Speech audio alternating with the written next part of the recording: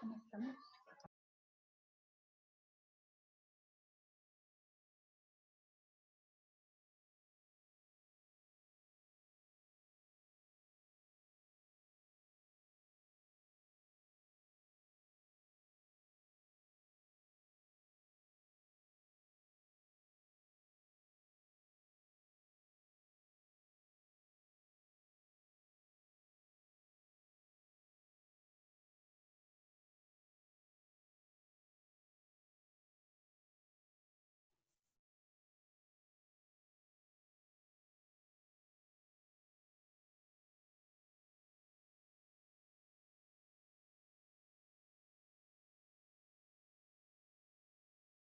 Ah, hasta que se conecte.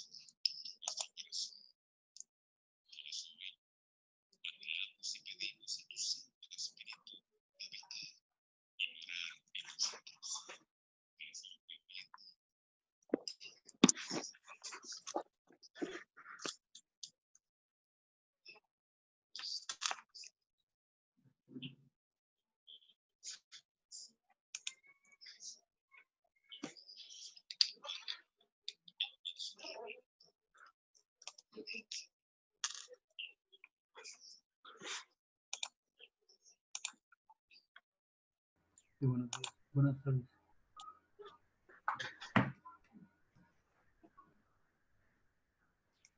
Buenas tardes.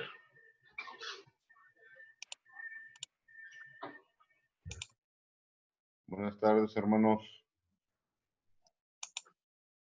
Buenas tardes. Tardes, Juan. Buenas tardes.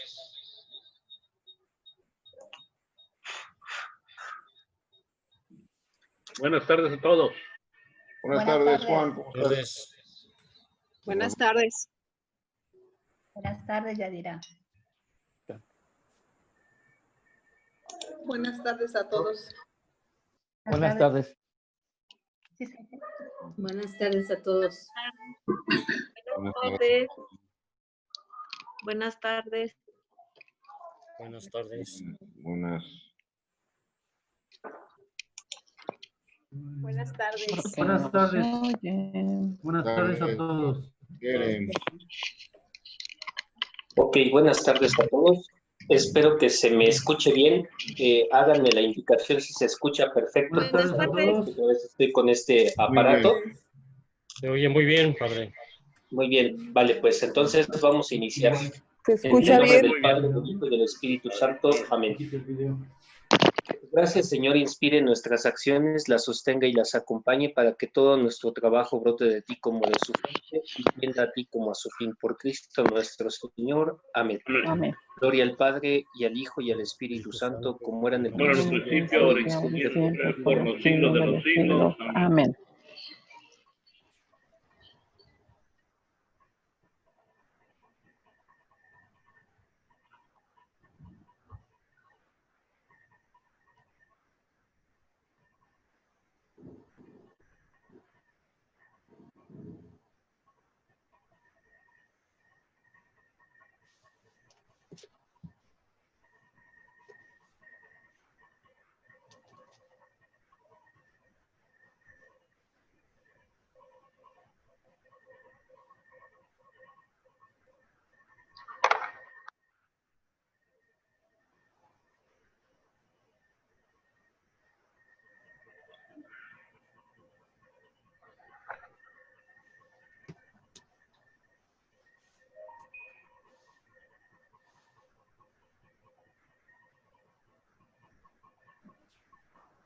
Buenas tardes a todos. Buenas tardes. Buenas tardes. Buenas tardes. Buenas tardes. Buenas tardes.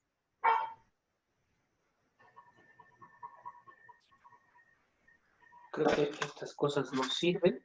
Entonces, lo que voy a hacer es duplicar mi sonido para escucharlos a todos aquí en el celular. Muy bien. Bueno, pues entonces vamos a iniciar con esto que les digo que es la novela de Moisés. ¿Sí se escucha bien? Perfecto, padre. Muy bien, vale. María de Lourdes, seguramente es tu conexión. Bien, entonces vamos a reflexionar sobre esto. Sexta sesión, es ya nuestra sexta sesión de 35 que tenemos. Entonces, bueno, pues voy a iniciar. No sé si ya esté por allí César Gamaliel. Por favor, si apagan sus micrófonos, se los voy a agradecer muchísimo porque se vicia el sonido. A todas las demás que tengan el sonido prendido, por favor, apáguenlo si son tan amables. Muy bien, listo. Entonces, César Gamaliel, ¿estás por allí? Todavía no llegas.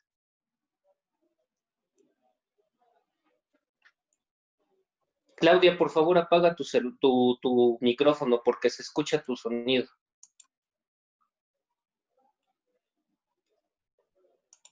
Muy bien, gracias. Excelente. Entonces, no creo que todavía no llega César Gamaliel, pero bueno, vamos a aclarar tres dudas, dos dudas que surgieron en las clases pasadas y que ya después de una seria investigación ya puedo dar fe y legalidad de estas dudas.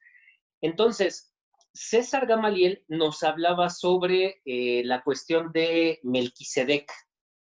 El sacerdote que sale en el Génesis, en el capítulo 25, que nada más sale así de la nada, y entonces hay una cuestión, yo ya había dicho desde un primer momento que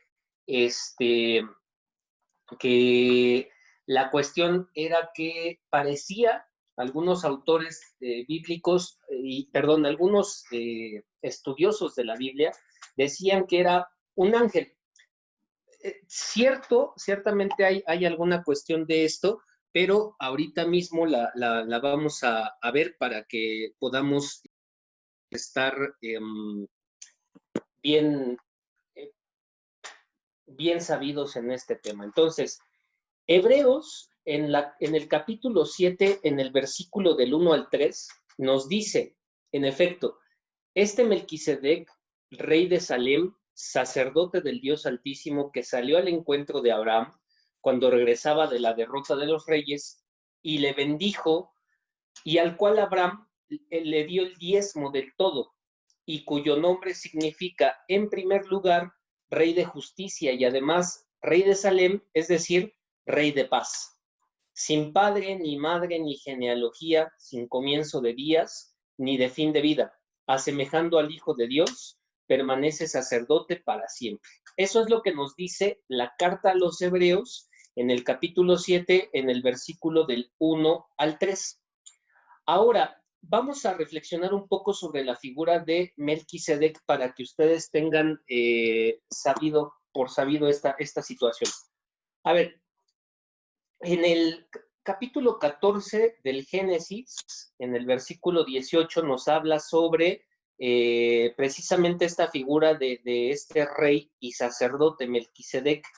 Y quiero decirles que hasta hace un poco de tiempo, no más de 70 años, todavía se dilucidaba sobre la cuestión esta del reino de Salem y el reino de Jerusalén. Tienen exactamente la misma raíz, una de las raíces las tienen casi iguales, Salem, Jerusalén y Salem, el reino de Salem. Entonces, en algún momento de la historia se ha interpretado que Jerusalén es exactamente la misma cuestión que nos habla del rey de Salem. Algunos estudiosos lo dicen, hacen la asimilación de que es exactamente el mismo. Acuérdense que para este momento todavía Israel no conoce la tierra prometida, en el capítulo 14. Entonces, ya es una prefiguración, 1, de la tierra prometida y 2, de la promesa que Dios va a hacer con su pueblo de salvarnos del pecado y de mandarnos un Mesías. Entonces, ¿qué es lo que significa Jerusalén? Jerusalén viene de dos raíces hebreas que significan Yerusha, que es casa, Yerú, que es casa, y Shalom, que es paz. Yerú, que es casa, y Shalom, que es paz. Entonces, la traducción como tal de esta palabra hebrea es casa de paz, casa de paz. Entonces, por lo mismo, entonces tenemos aquí una cuestión que Salem y el Melquisedec, que dicen las Sagradas Escrituras que viene de un reino que se llama Salem, pues por eso los autores sagrados, los estudiosos de las escrituras, dicen que posiblemente entonces este reino de Salem es la prefiguración de Jerusalén. Entonces, Melquisedec, ya lo dijo San Pablo en su carta a los, bueno, no San Pablo, más bien la carta a los Hebreos, dice sobre Melquisedec que su nombre significa literalmente rey de paz y rey de justicia. Si nosotros estuviéramos hablando ya en el Nuevo Testamento de esto, estos son dos títulos que se le dan a Cristo en el Nuevo Testamento: Rey de justicia y de paz.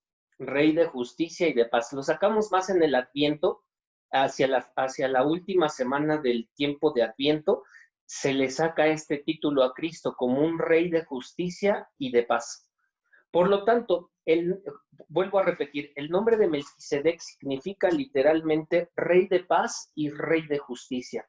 Por lo tanto, también decimos que es una prefiguración de Cristo. Entiéndase por prefiguración lo que es, o sea, es ya un aviso de que desde ese entonces, de que habrá de nacer de que nos habrá de venir un Mesías, un Salvador. Entonces, Melquisedec para el Antiguo Testamento es la prefiguración de Cristo. Pablo de Tarso nos confirma, como ya lo hemos visto en el fragmento que vimos, que Melquisedec no tuvo ni padre, ni madre, ni genealogía.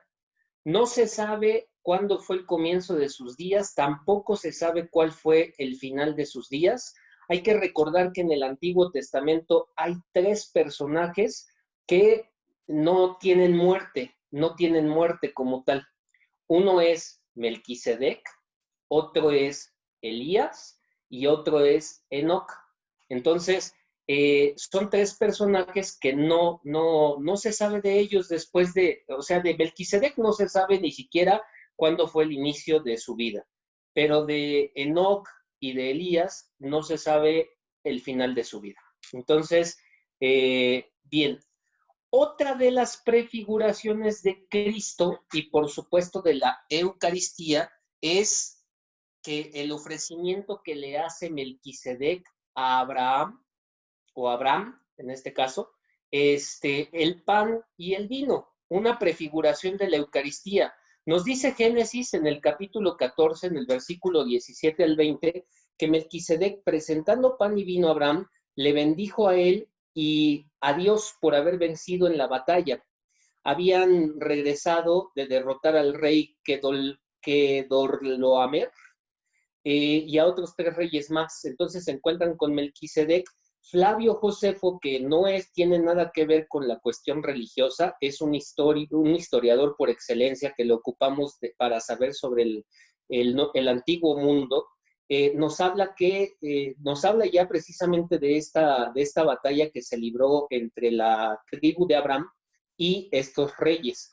Entonces, cuando regresan de esta batalla, Melquisedec le ofrece pan y vino a Abraham. Entonces, ya aquí, ¿qué es lo que nos quiere decir la Sagrada Escritura desde el inicio de esta palabra?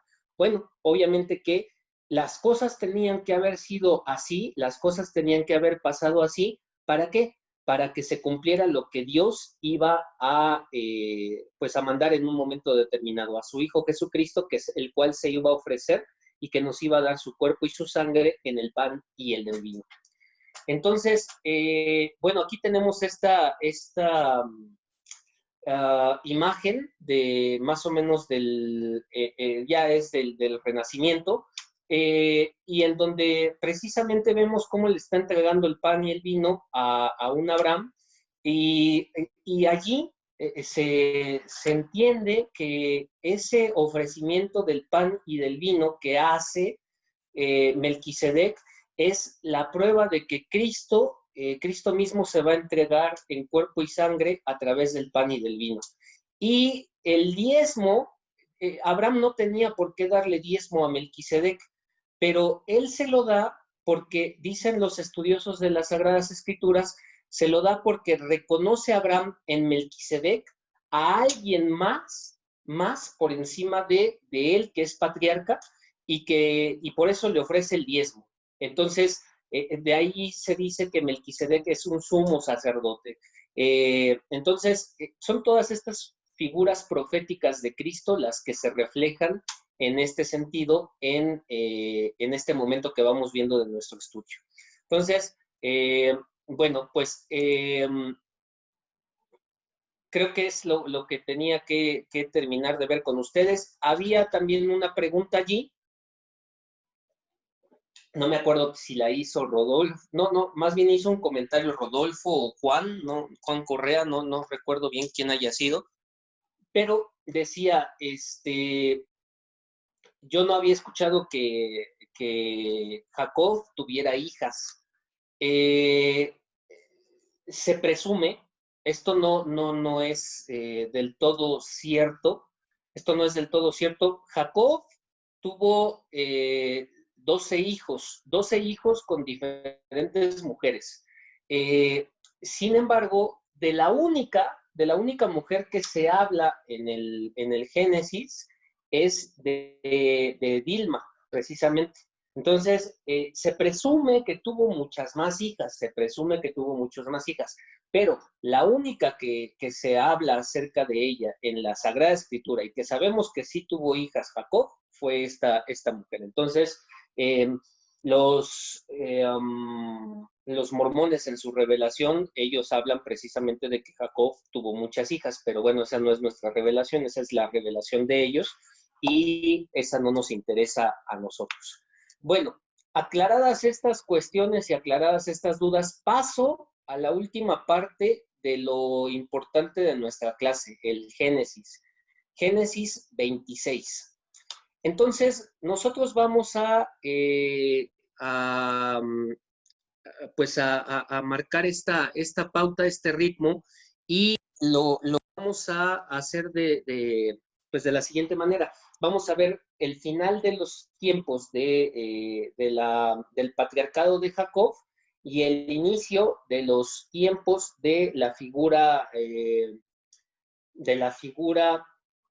onírica o del representante onírico de las Sagradas Escrituras. Por onírico me refiero a los sueños. Entonces, vamos a entrar en materia.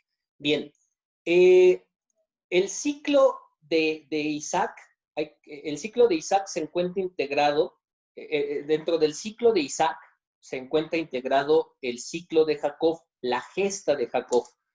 Lo que respecta a los hijos de Jacob, los vamos a encontrar a partir del Génesis 37 al 50. Y bueno, habrá que decir aquí una cosa muy importante. Isaac desempeña un papel sumamente importante en la historia de Abraham. Acuérdense que tenemos dos hijos de Abraham, Ismael e Isaac. Y entonces en Isaac se posa la promesa de Dios, es bendecido por Abraham, Isaac, y se sigue el patriarcado. Entonces llevamos hasta este momento vistos dos patriarcas, Isaac, Abraham e Isaac. Ahora vamos a iniciar entonces con el ciclo de Jacob. ¿Qué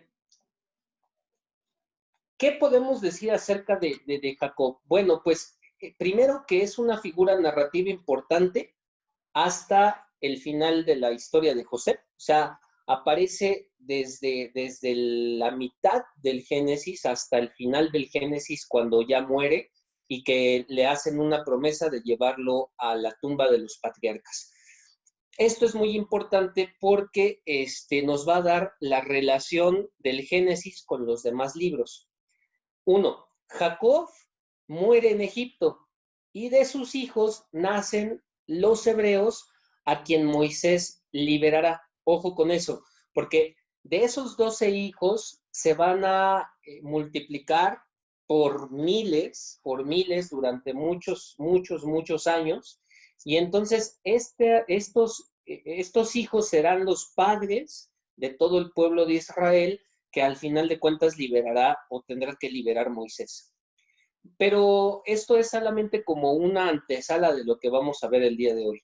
¿Qué podemos decir al respecto de la relación del Génesis con los demás libros? Bueno, pues el Génesis 15, 13, 16 hace referencia explícita a acontecimientos del Éxodo. Si ustedes ya después, cuando reciban las diapositivas, tienen tiempo y oportunidad, hay muchos pedacitos del Génesis que hacen referencia a lo que habrá de pasar en el Éxodo. Vamos, déjenme ir por mi Biblia para yo demostrarles esta cuestión.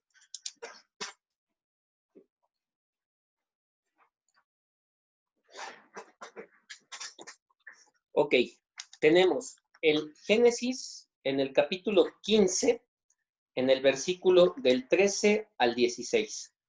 Dice así las Sagradas Escrituras.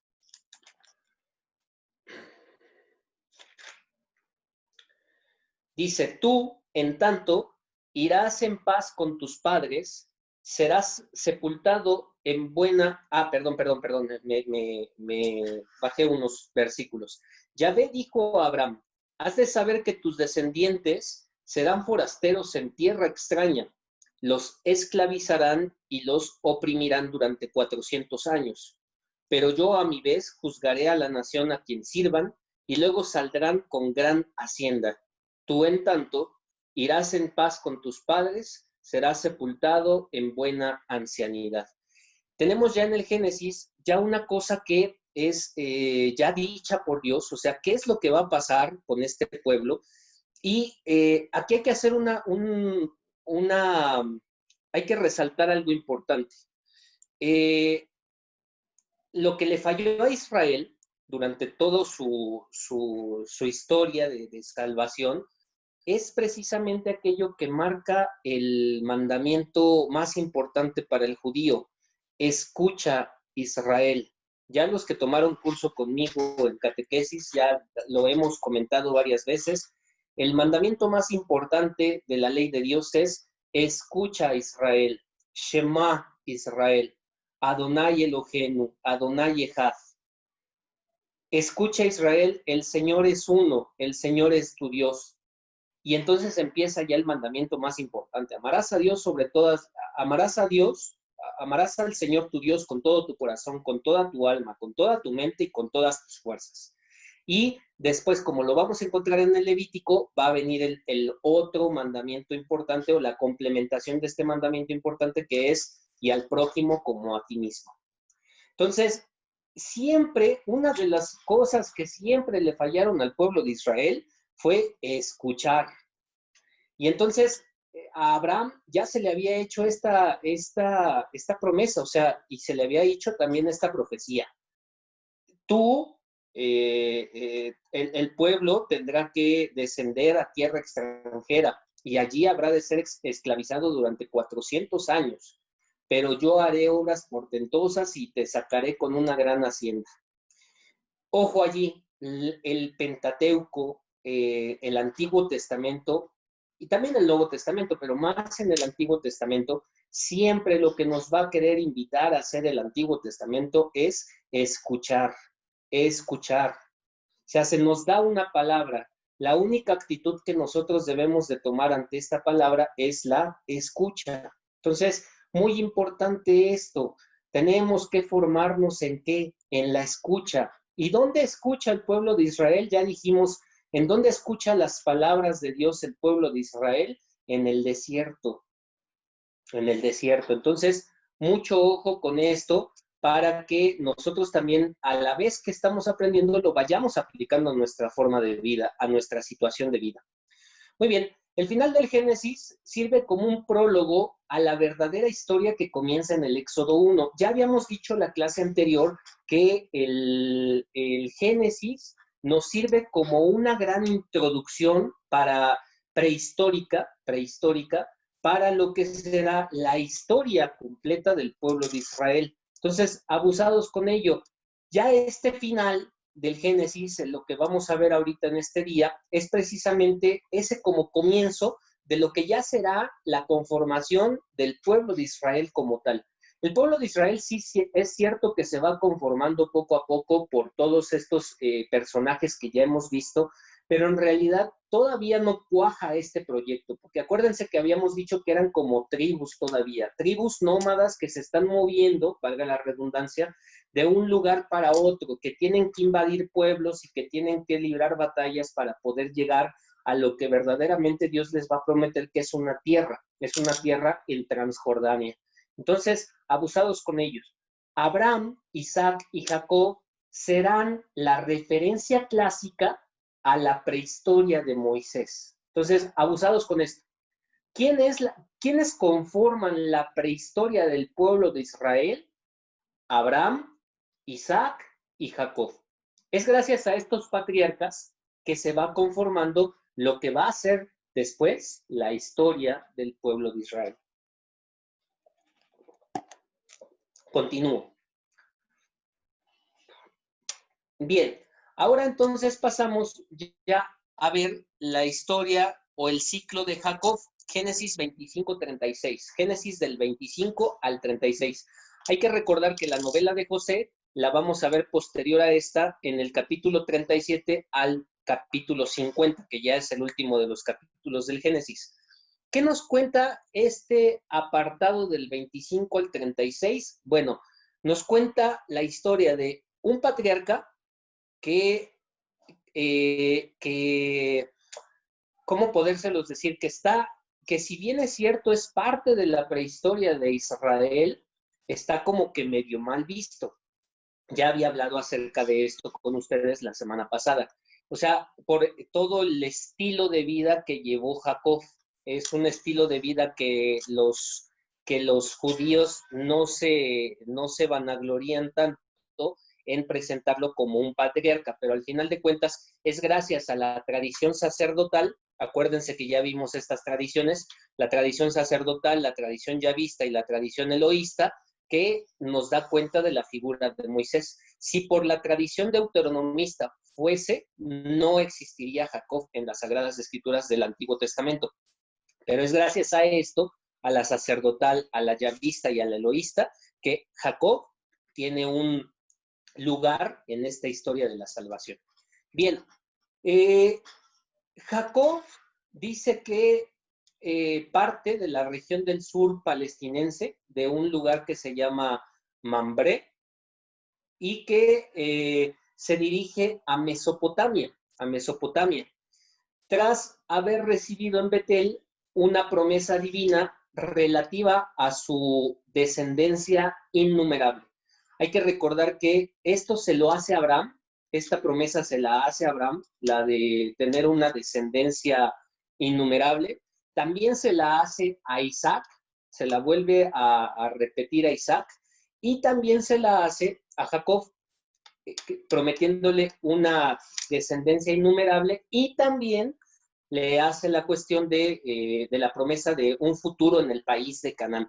Esto lo podemos encontrar en donde, en el Génesis, en el capítulo 35, del 6 y siguientes, o en el capítulo 28, del 10 al 22. O sea, esta es acuérdense, cuando vean la P es la tradición sacerdotal, cuando vean la JE es tradición yavista, eloísta. Después de ir precisamente a esta tierra de Betel, viene a tomar mujeres y de tener hijos durante esta estancia en la casa de Labán.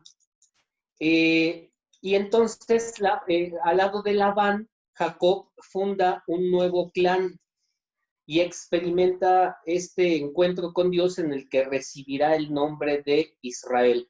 Ya hemos visto toda la historia esta de la venganza, esto ya terminó. O sea, ya quedó en buenos planes con Esaú y ya ya fue perdonado por Dios, hace con él esta alianza precisamente de la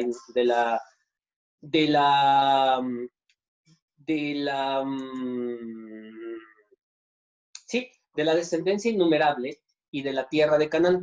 Ahorita, perdón, es que estaba viendo el mensaje de Julieta. Sí, es correcto, Julieta. Y entonces, bueno, pues es aquí ya cuando una vez que ha pasado todo este desastre de su vida, entonces cuando Yahvé hace una alianza con él y le nombra Israel. Entonces, a partir de este momento, Jacob va a ser llamado Israel. Pero ojo, porque hay unas partes del texto después del capítulo 35 o después del capítulo 32, dependiendo de la tradición, que algunas veces se le llama Jacob y otras veces se le llama Israel. Allí se da uno cuenta de que esta historia, de que esta narrativa no puede ser escrita solo por una persona, sino que tiene que haber sido escrita por varios autores. Entonces, ¿en dónde es que Dios, Yahvé, cambia el nombre de Israel? Según la tradición sacerdotal, en Génesis 35, versículos 9 al 10.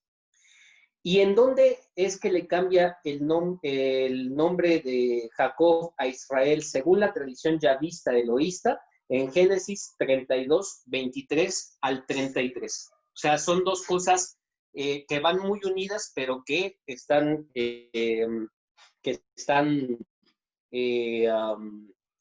fundamentadas por estas dos tradiciones.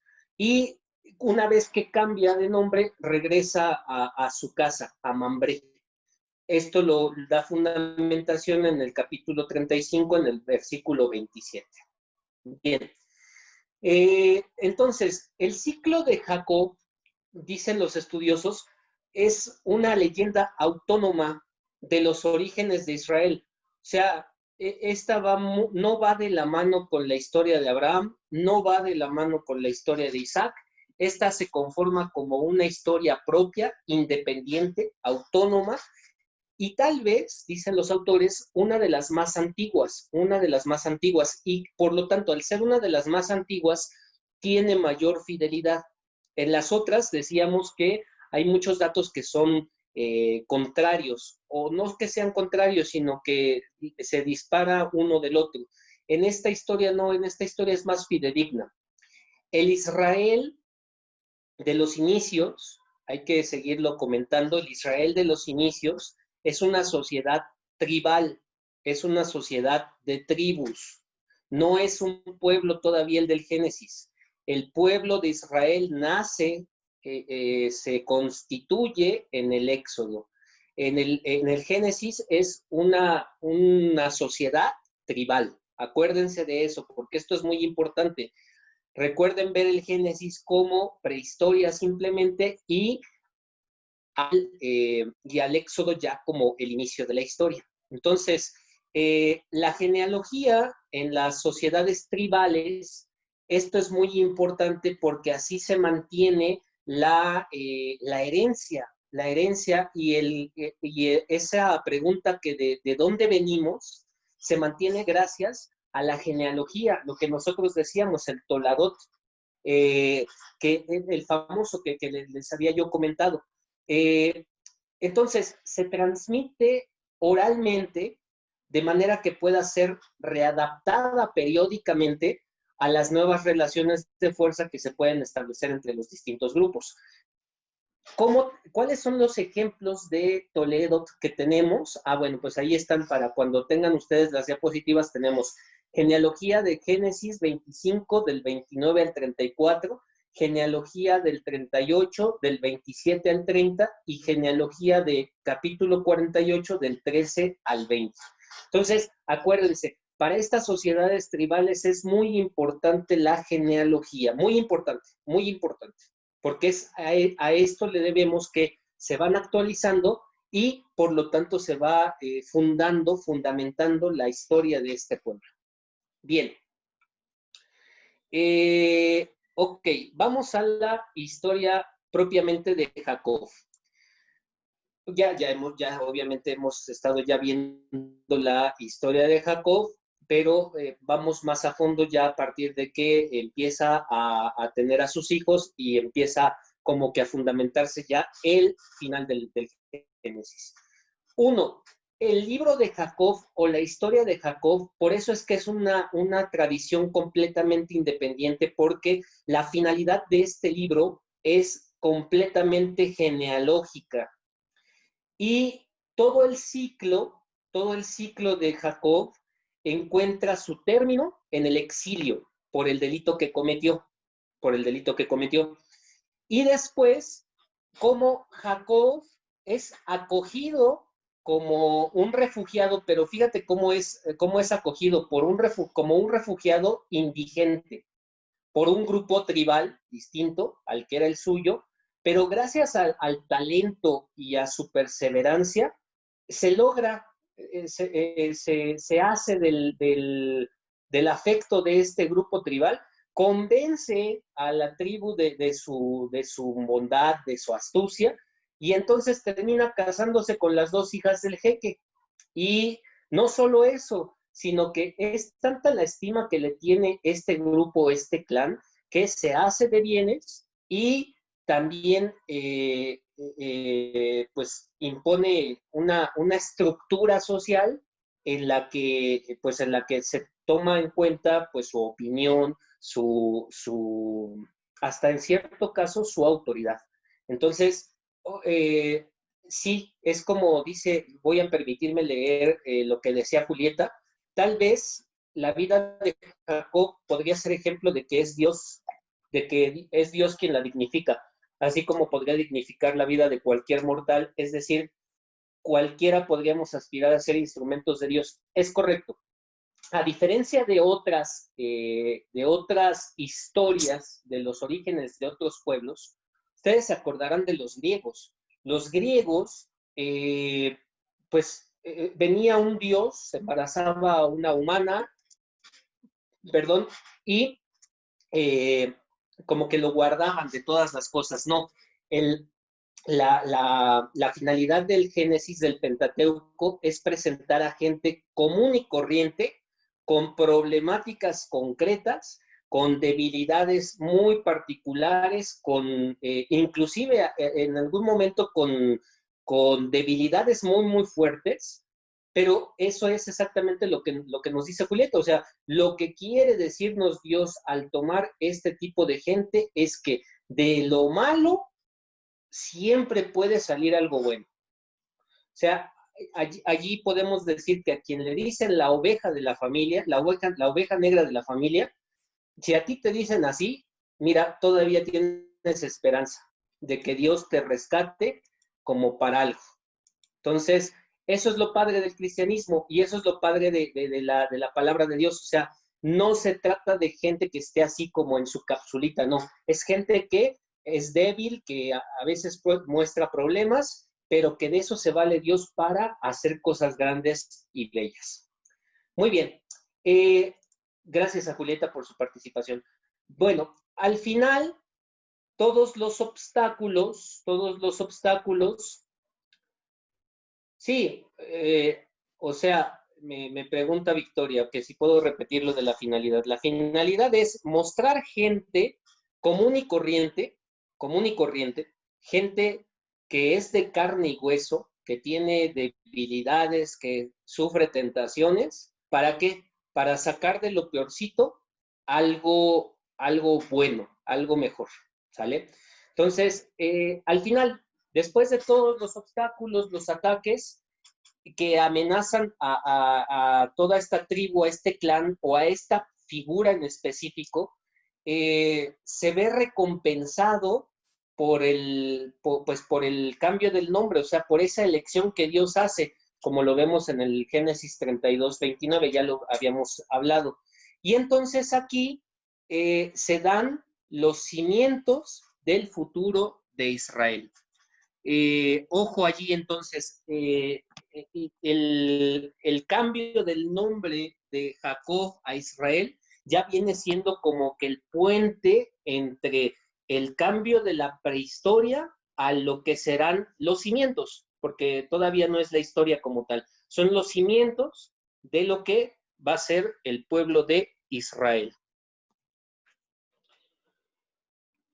Ok, ¿qué podemos decir respecto al ciclo de Jacob? ¿Qué podemos decir? ¿Cuál es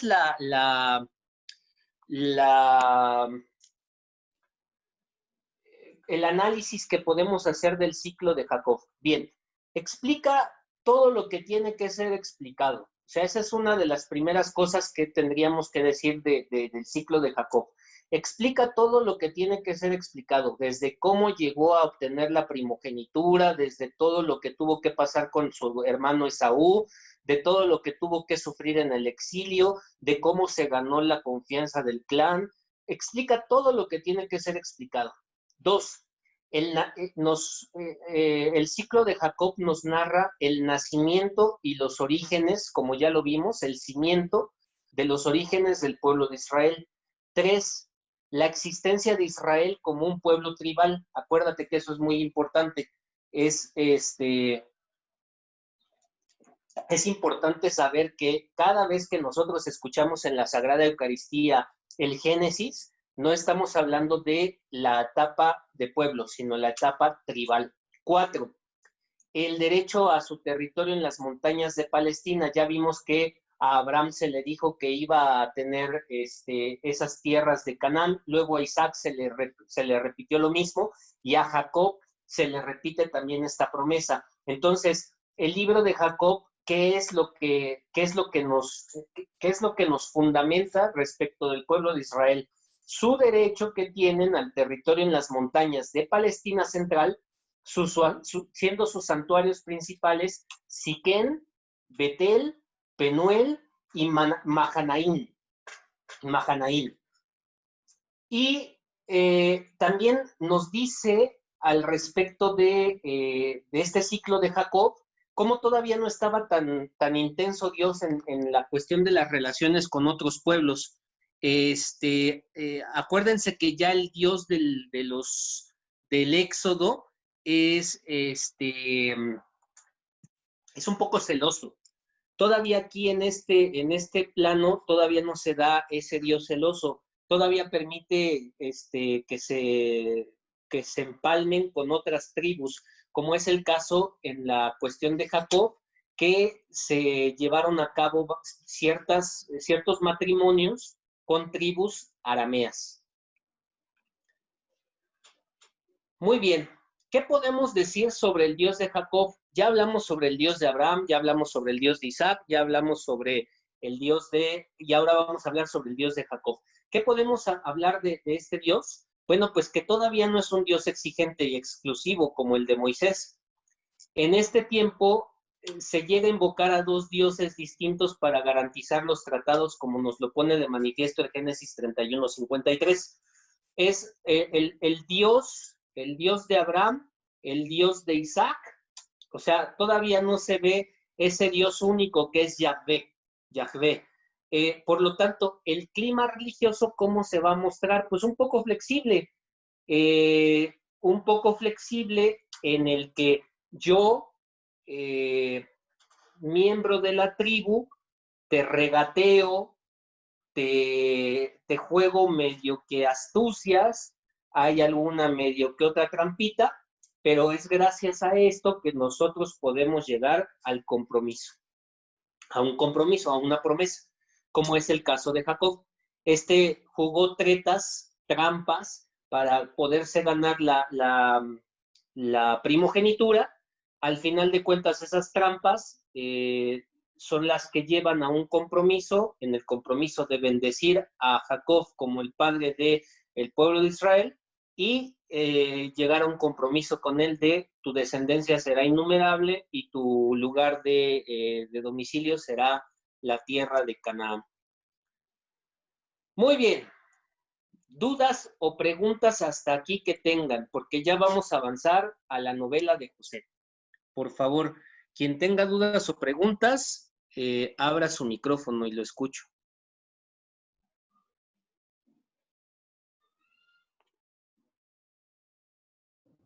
Buenas tardes.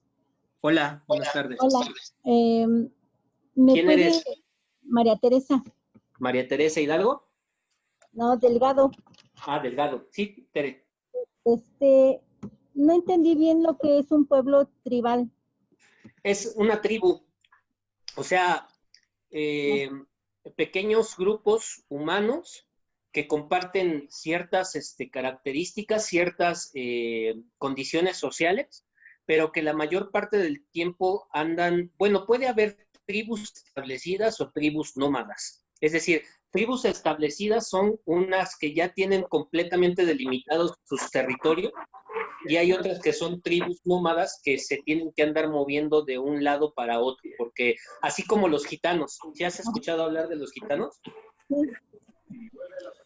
Algo así. Los gitanos es una tribu nómada. Ok. ¿Sí? ¿Quedó bien? Sí, muchas gracias. Muy bien. Sí, de nada. Entel, tenías la mano levantada. Adelante.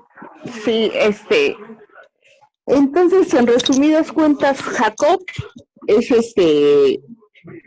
es el patriarca ya del pueblo de Israel. No, o sea, son los patriarcas. Todos los patriarcas son los del pueblo de Israel.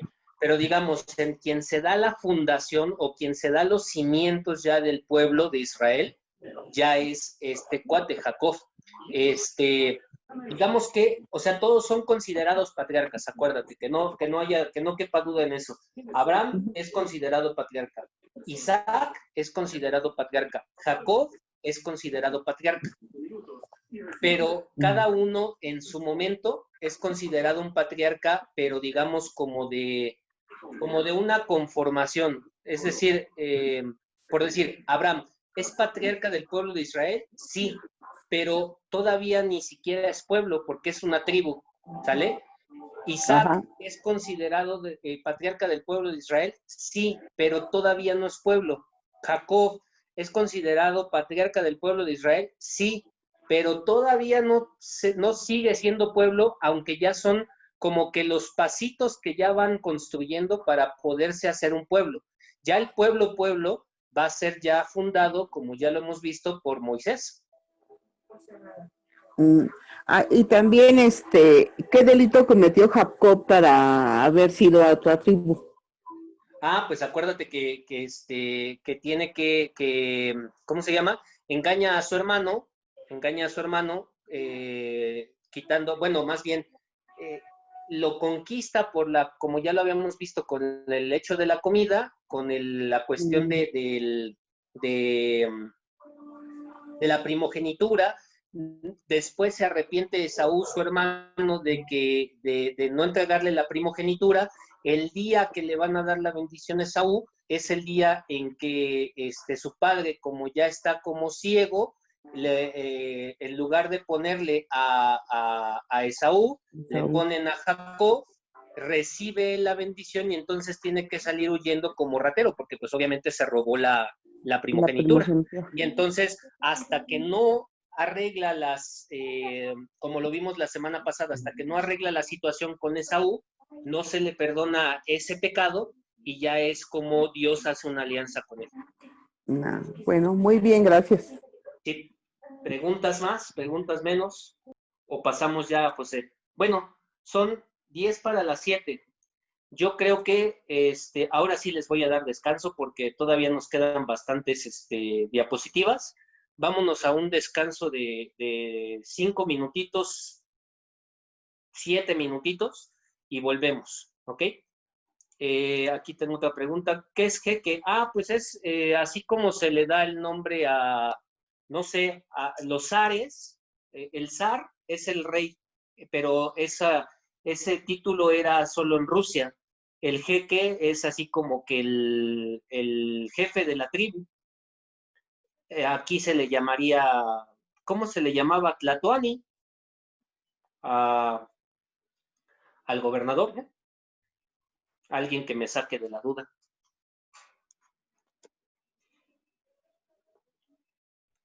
Bueno, creo que sí lo dije bien porque nadie me sacó de la duda. Vale, pues entonces nos vemos en 7 minutitos. A las 7 de la noche nos vemos nuevamente aquí para seguir con nuestro curso de la novela de José. Buen descanso.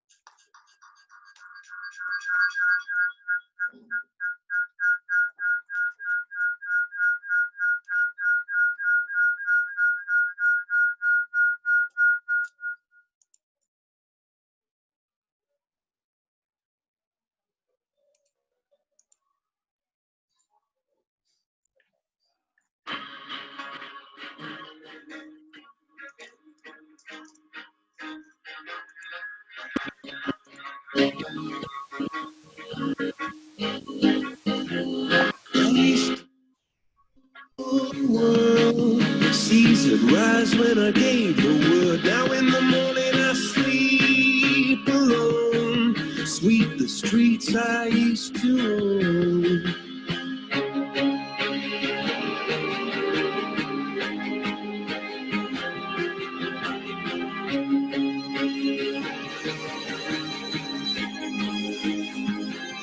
I used to roll the dice, feel the fear in my enemy's eyes, listen as the crowd would sing. Now the old king is dead, long live the king. One minute I held the key, next the walls were closed on me, and I discovered that my castle stand upon pillars of salt and pillars of sand. I hear Jerusalem bells are ringing, Roman Catholic choirs singing. Mirror, mirror my soul and shield, missionaries in a foreign field. For some reason I can't explain, once you've gone it was never alone. This world that was was when I ruled the world.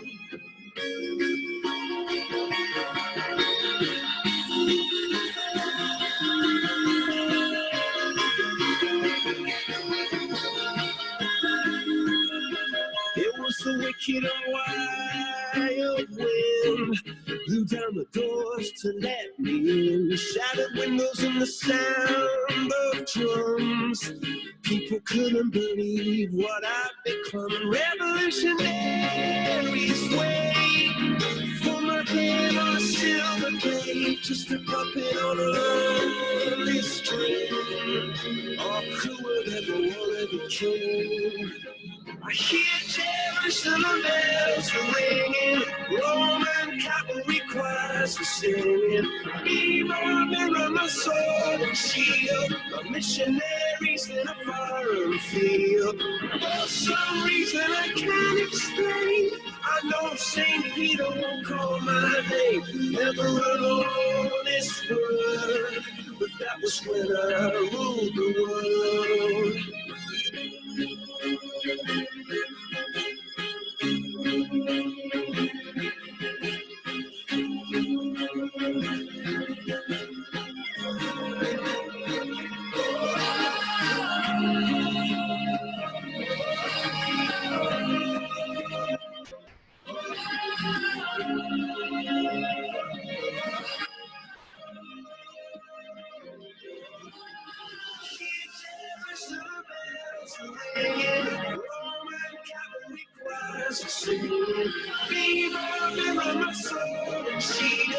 Missionaries in a foreign field.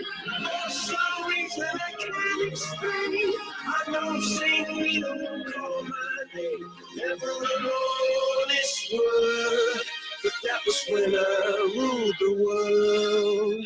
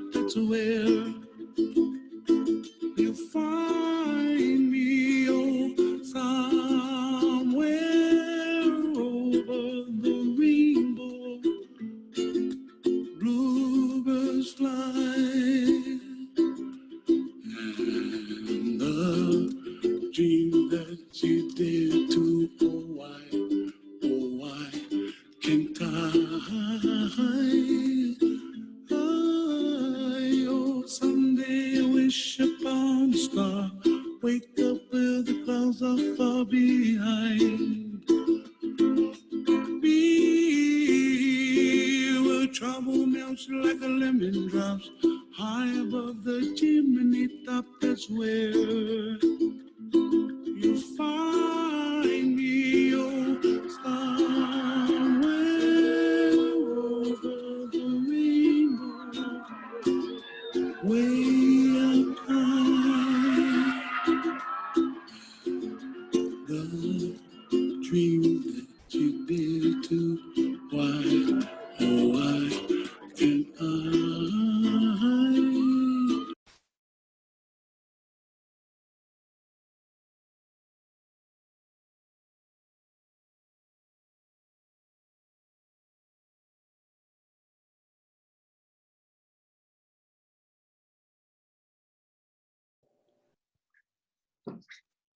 Bueno, listo.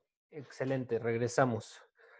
Bien, entonces, vamos a la siguiente parte de nuestra clase, que es la cuestión de la novela de José. Vámonos al capítulo 37 y hasta el capítulo 50. Muy bien. Bueno, pues entonces, cierto, se me olvidaba decirles, en este momento estaba yo buscando mi WhatsApp y por estar de chismoso, no se los mandé. A ver, denme 3 segunditos.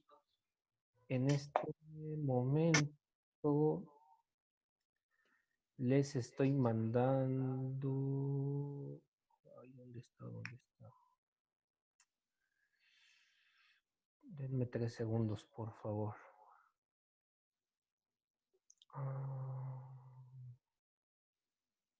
Ok. En este momento les estoy mandando un archivo PDF por el WhatsApp de Sagradas Escrituras. Esto fue para que aquella persona que me dijo que tengo que estar diciendo todos los géneros literarios de cada vez que abordemos un tema. Entonces, mejor quise, para no entretenerme, entonces están ya todos los géneros literarios de la Biblia en esa infografía que les acabo de mandar, que la hice este fin de semana. Entonces, ya no voy a decir ningún género literario de la Biblia, porque ya aquí ya me lo ahorré. Esta hoja se imprime en tamaño oficio, para que tengan conocimiento de esto por si lo quieren imprimir. Y pues la verdad no es por haberlo hecho yo, pero está bastante bien.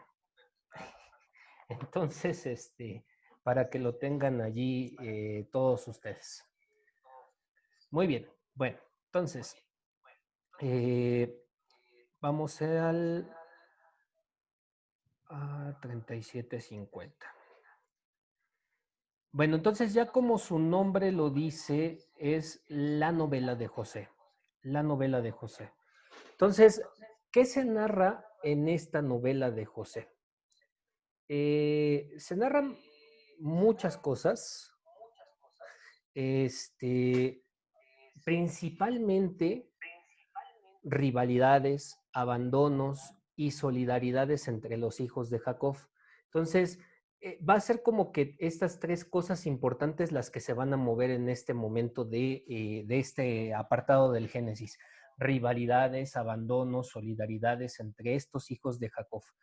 El ambiente particular que reina entre estos capítulos es entre un cuento maravilloso y un psicodrama. Entiéndase por psicodrama una novela así como de suspenso, no de suspenso, de muchas, como que se conjuntan muchas emociones entre suspenso, drama,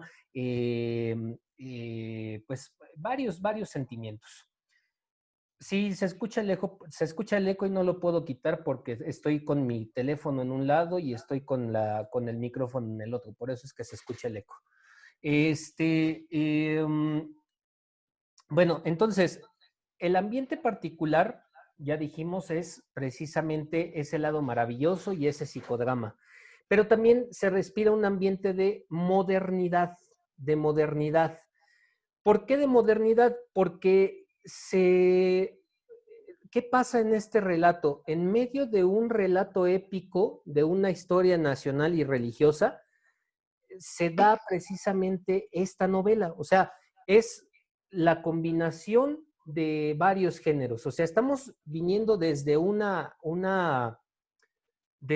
serie de eventos bélicos, como los que tiene que pasar Abraham, como los que tiene que pasar Isaac, todos los que tiene que pasar Jacob.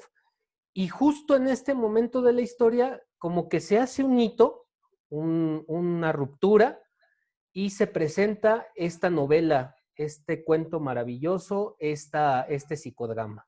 Y entonces, tenemos que decir una cosa importante. ¿Se acuerdan que habíamos dicho que el Dios de Jacob, en ese momento de los capítulos que estábamos estudiando, del 25 al 36, se presentaba como un Dios tranquilo, chévere, buena onda, pero en la mención de Dios se limita solo a unas intervenciones, solamente. O sea, son muy pocas las veces que se menciona a Dios en estos capítulos del 37 al 50.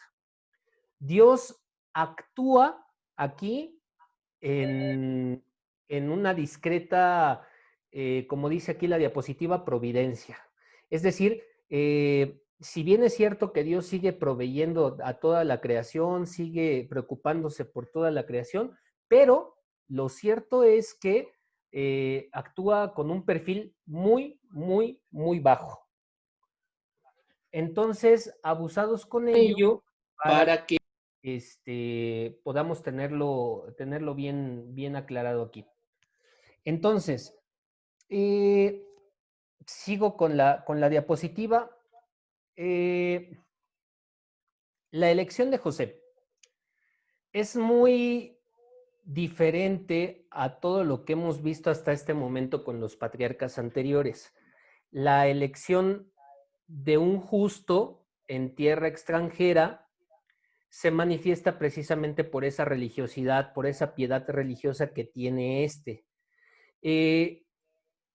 si bien es cierto, forma parte de una historia de un Dios, Yahvé, que está presente en medio de toda esa tribu de 12 hijos que se ha hecho Jacob, pero no es la religiosidad de este cuate el que llama la atención de los autores, sino más bien es su habilidad que tiene para poder interpretar los hechos futuros a través de los sueños.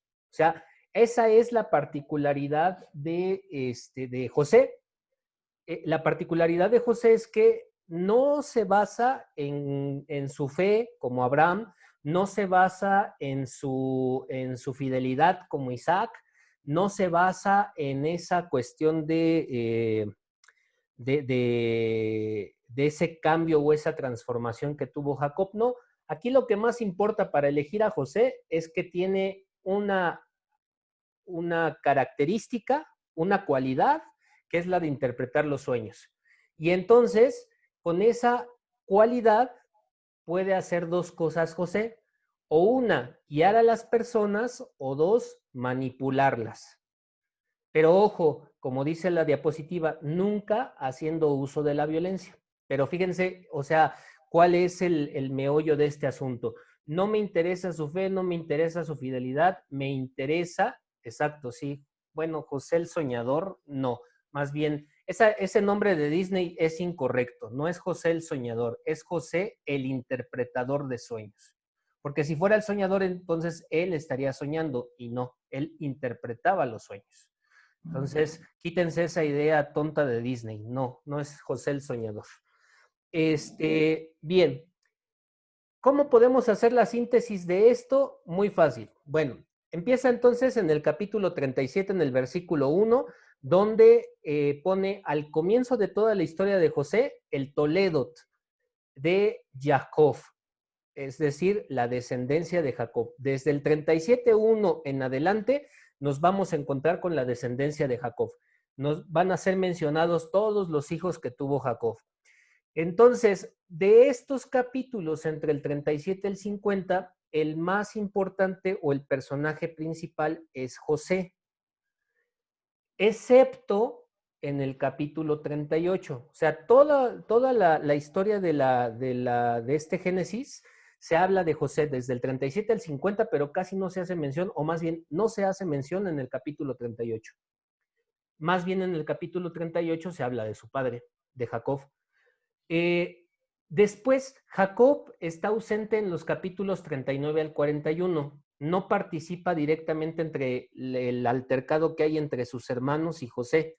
Acuérdense que José se gana el beneplácito del faraón y es nombrado virrey de Egipto. Acuérdense que la palabra faraón hace referencia al rey de Egipto y él es nombrado virrey de Egipto. Esto nos lo cuentan los capítulos 42 al 45. Y finalmente en el capítulo 50, Jacob ya está muerto. O sea, esa es como la síntesis de todo lo que vamos a leer nosotros entre el 37 y el 50. 1, la genealogía. 2, cómo José, a través de la interpretación de los sueños, se convierte en virrey. Y cómo se aprovecha de su posición para quitarles a Benjamín. Acuérdense que era el hijo menor de la familia y era quien Jacob decía, no me vayan nuevamente a quitar a mi hijo más pequeño, porque entonces me podría morir. Y José sabe precisamente de esto, se queda con Benjamín, hace que vuelvan los hermanos a Egipto junto con José, y entonces allí empieza una época de relación de Egipto con el naciente pueblo de Israel. Hasta el final del capítulo 50, cuando vemos que Jacob se muere y empieza, se hace una promesa a Jacob de que va a regresar a la tumba de los patriarcas en Mamre y empieza la historia del pueblo de Israel en Egipto. Eso es el resumen de estos capítulos que estamos viendo ahorita. O sea, si ustedes se quieren ver bien duchos, ya pueden decir que ya leyeron todo el Génesis en este momento. Vale, como historia, la novela de José puede prestarse a confusión, porque no hay como tal una centralidad en este núcleo histórico. Hay un ciclo, sí, pero no hay un ambiente literario particular. Es como que una combinación, como les decía, de drama, acción, suspenso, etcétera. Entonces, a diferencia de los otros relatos entre Abraham, Jacob, Isaac, los autores o los estudiosos de las Sagradas Escrituras han preferido mejor llamarle relato breve o novela. Entonces, volvemos a lo mismo. ¿Por qué? Porque tiene una combinación de tantos estilos literarios, se refiere, que no podemos hablar solamente de un solo relato, sino que son como que varios relatos. Como esto sería, si me permiten la comparación, sería como una serie de CSI, de estos criminalistas de Estados Unidos. Ya ven que tienen diferentes historias. En una sola serie podrían presentar diferentes historias. Entonces, como comunicólogo, yo podría decir que esta es la abuelita de las series de televisión que tenemos hoy. ¿Sale? Bien. José y Benjamín eran hijos de Rebeca, el amor de Jacob. Al parecer, por eso eran sus preferidos. Sí, acuérdense que volvemos a repetir lo mismo. El último hijo que le da Rebeca es José, luego los hijos que tiene con las sirvientas y luego nuevamente Dios vuelve a bendecir a Rebeca con hijos y al final le da el hijo Benjamín. Sale. ¿Cuántos versículos tiene este conglomerado? Tiene 449 versículos, de los cuales 30 se dedican a Tamar, en Génesis 38, y 28 a la bendición de Jacob, en Génesis 49. Por lo tanto, Génesis 37:50 es mucho más amplio que otros relatos breves de carácter sencillo. O sea, a pesar de que se le llama un relato breve a este, es muchísimos capítulos, o sea, son 13 capítulos, pero 13 capítulos en donde nos narra muy sencillamente lo que pasó con estos hombres, con los 12 hijos de Jacob, y que también se pueden comparar con relatos breves como los que aparecen en el libro de Ruth, en el libro de Tobías o en el libro de Judith. Bueno, tiene este libro, o más bien esta parte del Génesis, tiene tres divisiones que conforman sí una multiplicidad, pero también conforman una unidad, valga la redundancia. Primera división, el relato breve de José. O sea, ¿quién es José? Que es el núcleo original de la historia. Empieza precisamente con esta cuestión de que sus hermanos que le tienen un poco de tirria, que quieren, que lo desaparecen, que lo meten en el pozo, que lo venden a comerciantes, a mercaderes, y que pasa de mercader en mercader para poder llegar hasta la tierra de Egipto. Entonces, historia de José al estado final de la última parte, es un relato de la última parte del Génesis, que es un elemento que sirve de puente para para pasar de ser historia a ser epopeya. Y por este término de epopeya me refiero a la gran situación que pasa en Israel. O sea, este es el puente entre todo lo que hemos visto de prehistoria y el inicio de una gran gesta que se va a llevar a cabo en el Éxodo. O sea, eso es lo que quiere decir esta diapositiva. O sea, esta historia de José marca la ruptura entre las tribus de Israel y el inicio de la conformación del pueblo de Israel. ¿Cuál es la estructura de este relato? Bueno, pues es poco complicada, sin embargo, si se quieren ver muy sabios cuando estén dando sus clases, lo importante de estos capítulos, la columna vertebral de estos capítulos se lleva a cabo entre el capítulo 42 y el capítulo 45, donde estos hermanos de Jacob son aprendidos, son llevados ante el virrey, que es José. Él los reconoce, él sabe qué es lo que va a hacer. Les digo, apresa a su hermano Benjamín, manda a los hijos a buscar a Jacob, regresa Jacob con sus hijos, y es entonces allí cuando se da el encuentro, la reconciliación con los hermanos y la petición de que se quede, bueno, del faraón, de que les va a dar todas las riquezas de su reino, ¿sí? Rubén era el desdichado en este caso. Muy bien. En las diapositivas van a encontrar, no me detengo porque ya lo he dicho en otras veces, en las diapositivas van a encontrar toda esta división de lo que nuestro autor que estamos siguiendo en este momento nos va a ofrecer. Primero, nos va a ofrecer en el capítulo 37, del versículo 2 al 36, como ya lo dijimos, es la genealogía, pero a partir de allí va a ser hasta el capítulo 38, va a ser lo que el autor, lo que los estudiosos de las Sagradas Escrituras van a llamar el prólogo de José y sus hermanos, primera parte. Después, como es una novela, la van a dividir en actos. Entonces, el primer acto es la carrera providencial de José en Egipto. Es decir, José está encarcelado, tiene el faraón tiene dos sueños, acuérdense, las vacas flacas y las vacas gordas. y por más que busca la interpretación, no encuentra interpretación, ¿sale? Aquí hay dos relatos que nos narran los dos sueños y su interpretación. ¿Por qué? Porque seguimos en el Génesis, acuérdense, y seguimos por tradiciones. Entonces, una tradición que es la sacerdotal nos cuenta los dos sueños a su forma y la tradición yavista eloísta nos cuenta los dos sueños también a su forma.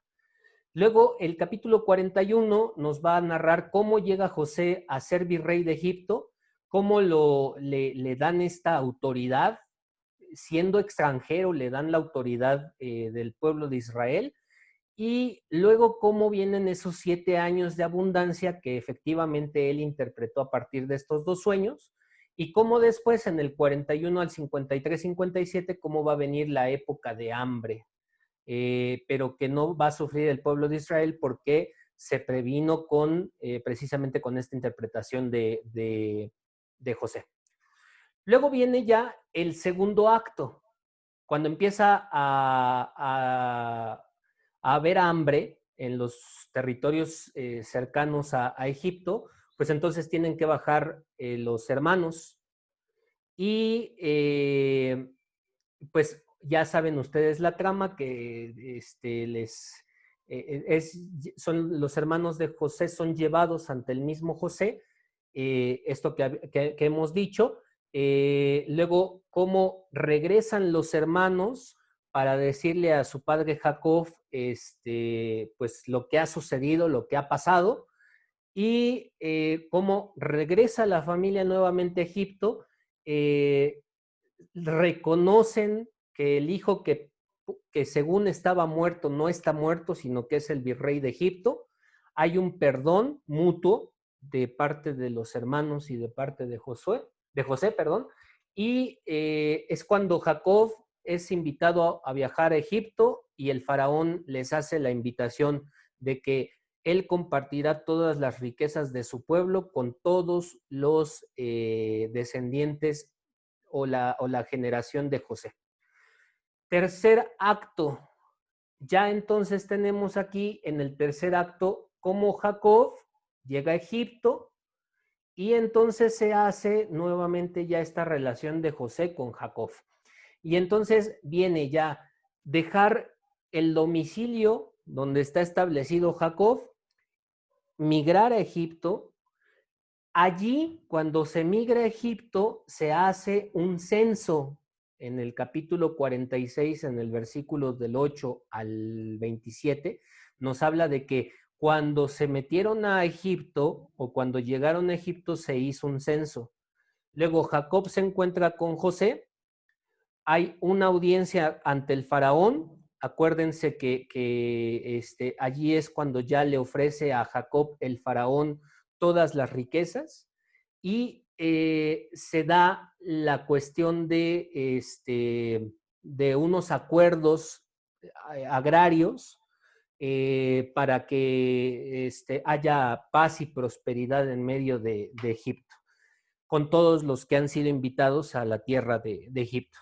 Luego ya la última parte, que sería como el acto final, tenemos en el capítulo 47, del versículo 27 al 49, y tenemos la muerte de Jacob. Luego tenemos cómo Jacob se compromete con su padre moribundo a llevarlo a la tumba ancestral. Recuerden que la tumba ancestral está en Mambré. Luego bendice Jacob a toda su herencia, a toda su tribu. Bendice, luego hace una bendición especial. Precisamente este apartado del 48 al 49 es cuando tenemos la etapa de las bendiciones. Entonces, Jacob bendice a todos, pero especialmente nos marca que bendice a Efraín y a Manasés, y luego ya por completo bendice a todos los hijos. Y se muere. Y luego viene ya pues ya el desenlace de esta maravillosa novela. Entonces, viene la época de las lamentaciones y del enterramiento de Jacob, que es lo que se le llama el epílogo, que es ya el cierre magistral de esta gran obra. Luego viene la cuestión de, precisamente de esta, ¿cómo se puede decir? Pues, como volver a empezar de esta familia que se vio fracturada por esto, ya una vez que ya no está su padre, porque luego hay cuestiones de que pasan cuando sucede que están peleados entre familias, antes de que muera el padre, según esto se arregla la situación, pero cuando muere el padre vuelven exactamente a lo mismo, ¿no? Ellos vuelven a ser como una alianza, un pacto, y para decir precisamente que ¿en qué ciudad lo entierran? Pues mira, es que lo dejan en Egipto, según esto, lo entierran en la tierra de Canaán, en donde estaba la tumba ancestral, Entonces lo entierran en la cripta de Mambré, en donde está enterrado Abraham, Isaac y bueno, Jacob. Acuérdense que el pueblo de Israel sale de Egipto con el cuerpo de José, que es lo que nos va a relatar el capítulo 50 en el versículo 22 al 26. ¿Por qué bendicen en especial a esos dos hijos y luego a todos? Porque Efraín y Manasés tienen la promesa de guiar los destinos de la nación. Entonces, por eso los bendice especialmente a ellos. Bueno, esto es así como se sintetiza toda esta cuestión del, pues de este estudio de la novela de José. Y ahora habrá que ver esto que ya les había comentado yo, que en varios momentos aparece la duplicación de textos, como en el texto que hemos visto de la narración de los dos sueños. ¿Por qué aparecen dos veces interpretados los sueños? Porque acuérdense, como lo dije, no me voy a detener en esto, porque hay una tradición sacerdotal y una tradición yavista, eloísta, que son los que rescatan esta historia precisamente de todo el Pentateuco. Y entonces por eso, por la importancia que tienen estas tradiciones, el canon ve viable el incluir estas dos visiones, que exactamente son las mismas, pero que ambas tienen una riqueza interpretativa interesante. Muy bien, entonces, haciendo como que una recapitulación, encontramos que tenemos al menos 3 narrativas distintas en el relato de José, en el relato breve de José o en la novela de José. Una es el ascenso de José, que está ubicada en el capítulo 39 al 41. Acuérdense que dijimos los sueños, su capacidad de interpretación de sueños es lo que lo hace despegar y ser como que la sensación del momento. Y cómo termina siendo pues siendo el extranjero, termina siendo pues un señor en una tierra que no es la suya. Luego, la segunda narrativa que encontramos es el conflicto de José y sus hermanos. Este inicio lo encontramos en el capítulo 37 con 3 introducciones que nos narran qué cosa, todo lo que tuvieron que pasar los hermanos para llegar a Egipto y comprar el trigo. Y se va a extender del capítulo 37 hasta el capítulo 45, como lo hemos hablado, con la cuestión de la reconciliación de sus hermanos con José. Y en la tercera trama vamos a encontrar, o tenemos que encasillar allí, el encuentro de José con su padre Jacob.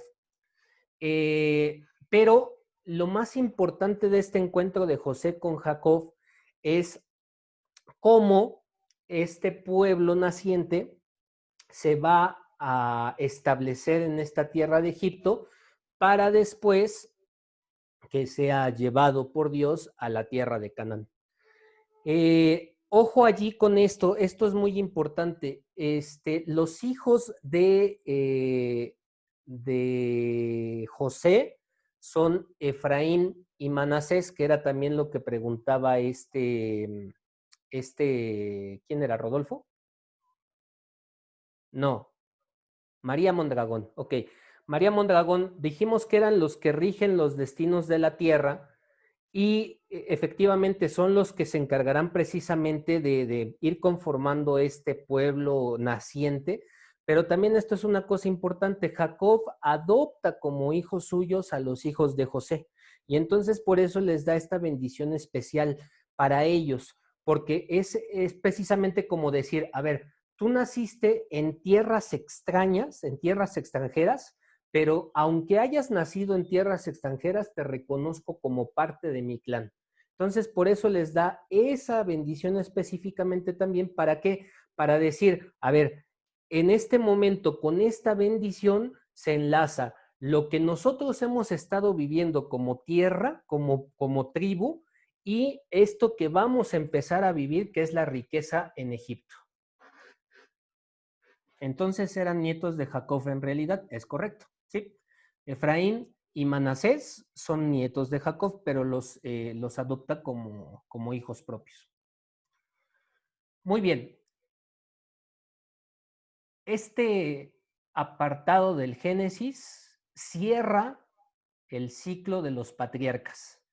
Este apartado del Génesis cierra el ciclo de los patriarcas. ¿Con quién se cierra? Con Jacob. Con Jacob. Cuando muere Jacob, se cierra el ciclo de los profetas. Sí, su mamá era egipcia. Obviamente, cuando se cierra el ciclo de los patriarcas, ya es entonces lo que sirve como preparación para el capítulo 1 del Éxodo, en donde empezará como tal en el versículo 18. Entonces, mientras tanto, en esta cuestión vemos cómo los hijos de Jacob se iban multiplicando y entonces se iba conformando lo que Moisés después rescatará del pueblo de Egipto. Entonces, tenemos dos cuestiones importantes. Gracias a José, el faraón en un momento de crisis ofrece los mejores productos de su país a los israelitas, como lo vemos en el capítulo 45 del versículo 18 al 20. Pero todo esto sucede antes de que otro faraón reine sobre Egipto. Entonces, muere este faraón que conoció a José y entonces, pues ya las herencias futuras del pueblo de Egipto, pues ya no conocen la historia de José y entonces es cuando se empieza a sufrir la esclavitud. Ahora, la pregunta sería, y que la hacen los autores, los estudiosos de las Sagradas Escrituras, ¿era necesario todo esto? Sí. ¿Dónde lo vemos? Nuevamente volvamos a Génesis 46 en el capítulo 1 al 5, ya lo leímos. Es decir, cuando le dice a Abraham que tienen que bajar a la tierra de Egipto, a la tierra y allí sufrir esclavitud.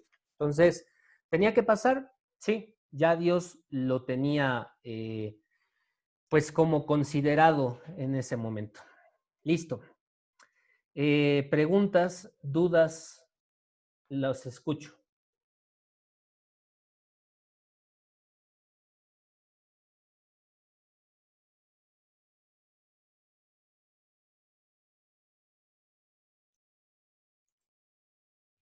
¿Nadie tiene dudas?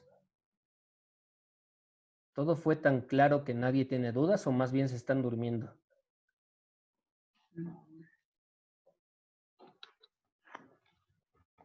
Muy bien, creo que nadie tiene dudas. Excelente, pues entonces, déjenme decirles que no quiero adelantarme al Éxodo porque no lo quiero dejar a la mitad. Yo creo que continuamos el próximo jueves, perdón, a la misma hora. Con esto ya terminamos el Génesis. Moisés, ¿de quién es hijo? Ah, espérate, María, no te adelantes, por favor, ¿sí? Vamos por pasos. Y bueno, pues ya, entonces si Dios nos presta vida, el día de mañana nos vemos. Ya que no tienen dudas. A ver, Lupita, ¿abriste tu micrófono? No. Ah, ok. Bueno, entonces, pues nos vemos el día de mañana, muchachos. Digo, el día jueves. Nos vemos.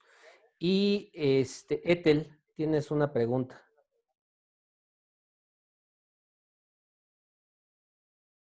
¿O no? Ethel, abre tu micrófono porque no se te escucha. Sí, José tuvo descendencia. Sí, claro, son sus hijos. Efraín y Manasés. Bueno, claro, que se tienen más, yo creo que se tienen más registros, porque acuérdate que lo importante de ese momento con estas culturas era que la descendencia fuera abundante, pero al menos la Biblia ya nos hablará, nos hablará después sobre la descendencia de José, y allí es cuando ya se hace un hito, porque Moisés ya tendrá otra genealogía. Está bien, gracias. Sí, María Elena Cerda. ¿Qué hay de cierto de que se dice que el libro del Génesis fue el último que se escribió? Perdón, María Elena, O sea, se dice que el libro del Génesis es el último que se escribió. El último ¿Será que cierto? Ajá. No. No hay una fundamentación que tenga como tal. O sea, los 5 libros fueron escritos a través de estas tradiciones en distintos momentos, pero cuando se estructuraron fue precisamente cuando vimos la cuestión del establecimiento del reinado de Israel. Ah, ya. Muchas gracias. Sí, de nada. Ángeles Gallegos. Perdón que tenga Bueno, ¿saben qué? Voy a hacer esto. Permítanme tantito.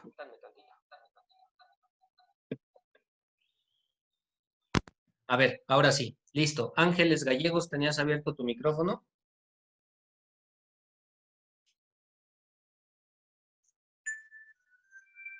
No. Bueno, muy bien. Creo que nadie más tiene dudas. ¿Qué les iba yo a comentar? Les iba yo a comentar que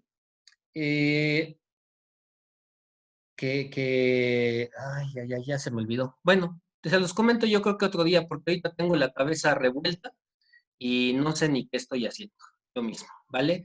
Entonces, cuídense mucho, descansen. Les voy a mandar otro librito por allí en estas horas para que tengan otra bibliografía sobre el Éxodo. Muy bien. Bueno, Reina, muy bien. Vamos entonces a masticarlo. Explícame un poquito de la adopción de los hijos de José por Jacob. Bueno, te los explico en una infografía, y ya se los mando, porque si no ahorita ya dije que ya íbamos a cortar, vayan a descansar y nos vemos el día jueves si Dios quiere, ¿vale? Que descansen, sueñen con los angelitos. Buenas noches a todos. Muchas gracias, buenas noches. Sí, buenas noches, hasta luego. Gracias, buenas noches. Buenas noches, Gerardo, muchas gracias. Buenas noches, hasta mañana, hasta el jueves. Gracias, hasta el Buenas noches. jueves. Jueves. Gracias, que descansen. Hasta luego. Gracias, buenas noches. Dios. Adiós. Gracias. Lupita, adiós. Adiós. Adiós. Bien, buenas noches. Buenas noches, que descansen. Igualmente. Juan, adiós. Vamos el jueves. Cuídense. Adiós. Adiós.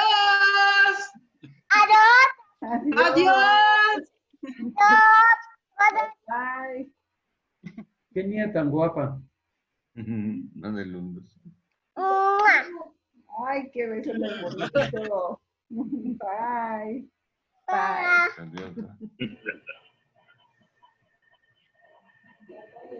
Hasta el jueves. Que estén bien. Buenas noches. Bye. Cuídense. Cuídense. Igualmente. Hasta luego. Hasta luego. Bye.